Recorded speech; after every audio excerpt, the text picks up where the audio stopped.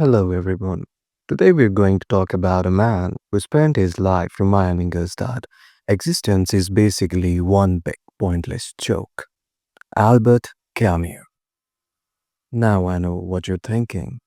Oh no, philosophy? I didn't sign up for this TED talk.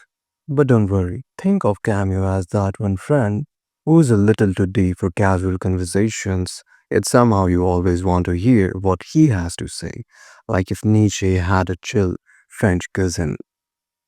Now, before we get into his philosophy, let's start with the man himself. Camus was born in 1913 in French Algeria, and his life began with the kind of tragic backstory that would make a great Oscar-winning film. His father died in World War I when Camus was just a baby, leaving his mother, a partially deaf and mostly silent woman, to raise him in poverty.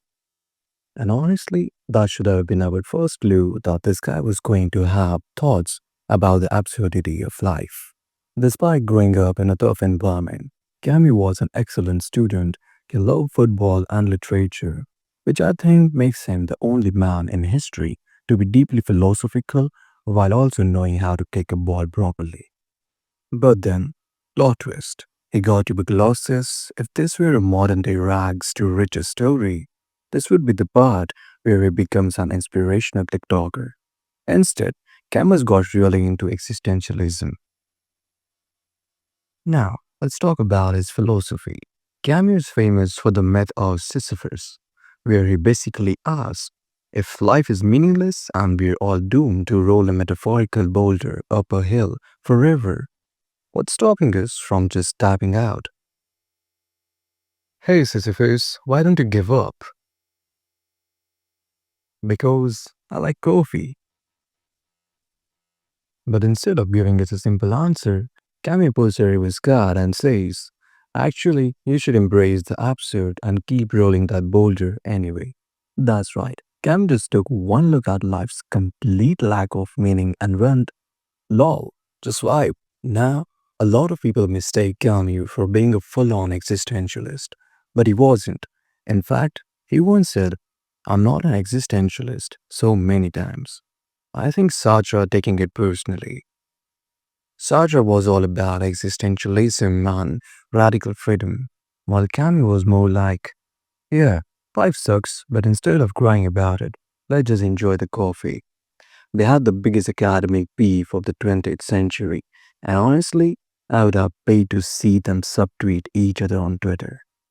Speaking of drama, let's not forget Camus' love life. You'd think a man who constantly wrote about despair would be the kind of guy who just sits alone in a Parisian cafe, sighing dramatically into his black coffee and saying, should I kill myself or have a cup of coffee? But no, Camus was out there living. He had affairs, was married twice, and somehow managed to be both a heartbreaker and the saddest man alive at the same time. A true legend. Before we continue, please subscribe so I can feed my wife and my 14 starving children. Of course, Camus wasn't just some brooding, chain smoking intellectual. He was deeply political, opposed totalitarianism, and spent his time calling out both the left and the right, which is the fastest way to make sure nobody likes you. He even won the Nobel Prize for Literature at the young age of 44, which is great, except he had an existential crisis about it because, Camus.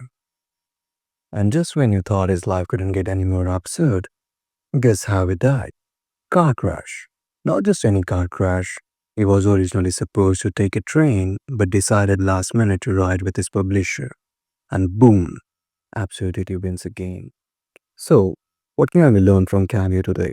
Well, first of all, stop trying to make sense of life. It's weird, random, and often unfair. And if you keep looking for meaning, you'll just give yourself a headache. Instead, do what Camus suggested. Laugh at the absurdity, keep pushing your boulder, and maybe smoke a cigarette and overcoat for dramatic effect. Or don't. Health is important. And remember, next time you're having an existential crisis at 3 a.m., just ask yourself, what would Camus do? The answer is probably I think I'll take my whiskey neat, my coffee black, and my bed at 3.